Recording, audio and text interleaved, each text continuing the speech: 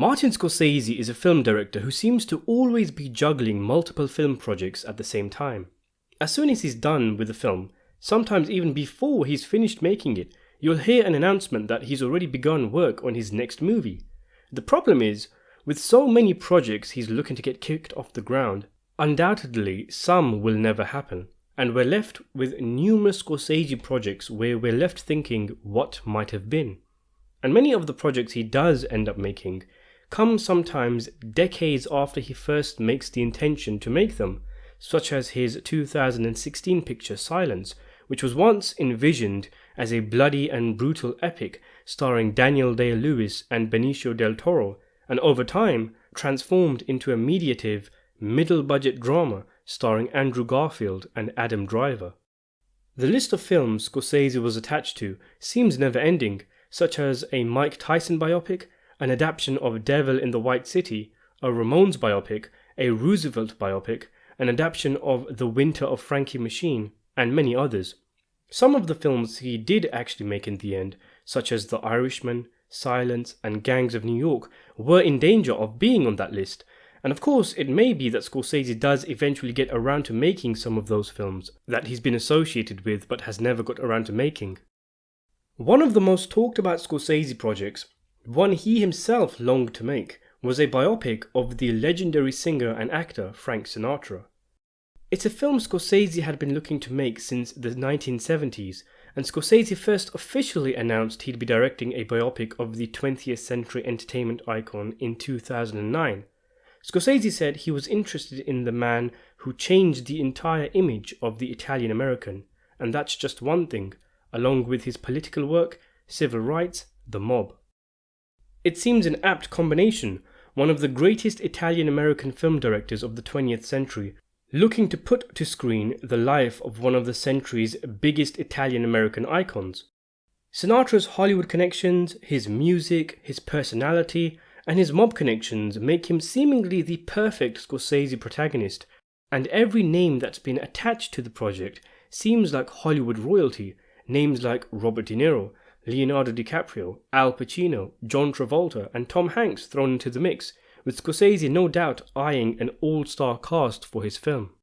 Scorsese worked for years on the screenplay, trying hard to find a way to tell Sinatra's story in such a way that would make it work on the big screen. He once said, "We can't go through the greatest hits of Sinatra's life. We tried this already, just can't do it. So the other way to go is to have 3 or 4 different Sinatras, younger, older, middle-aged, and very old.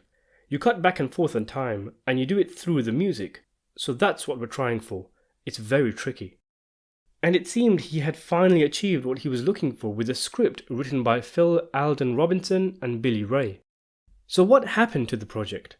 Well, this is one long-gestated Scorsese film that we know the fate of, and not in a good way, because Scorsese confirmed in 2017 that the project was dead, and he revealed that the reason was as a result of the Sinatra estate not signing off to details of old Blue Eyes' life that Scorsese wanted to explore.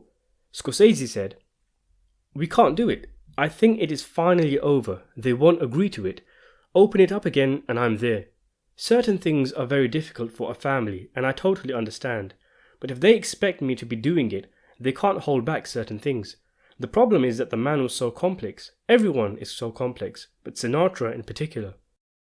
Sinatra will always be known first and foremost as a singer, and then as an actor, but in and amongst his songs and films was a man with numerous romantic partners, spells of depression and ties to organized crime.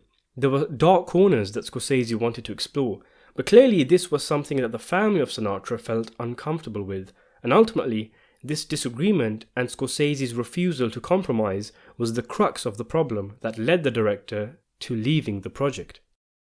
According to sources, Scorsese's main hurdle was Sinatra's daughter, Tina Sinatra. At the time, in 2009, Tina said, "My father had great admiration for the talent of the people he chose to work with, and the talented people who worked with my father had a great admiration for him.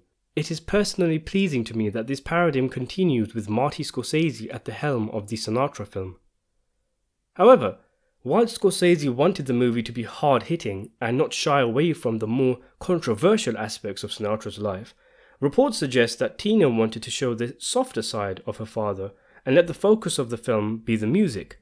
The two were never able to come to an agreement, and Scorsese eventually walked away from the project. It is still a situation that he feels deeply saddened by, having told Variety, "I'm sad about the Sinatra one," years after trying to get the film off the ground. How do you feel about Scorsese walking away from a Sinatra biopic? Is this a film you wanted to see happen? Who would you have to play Frank Sinatra? Let me know in the comments below, and thanks for watching.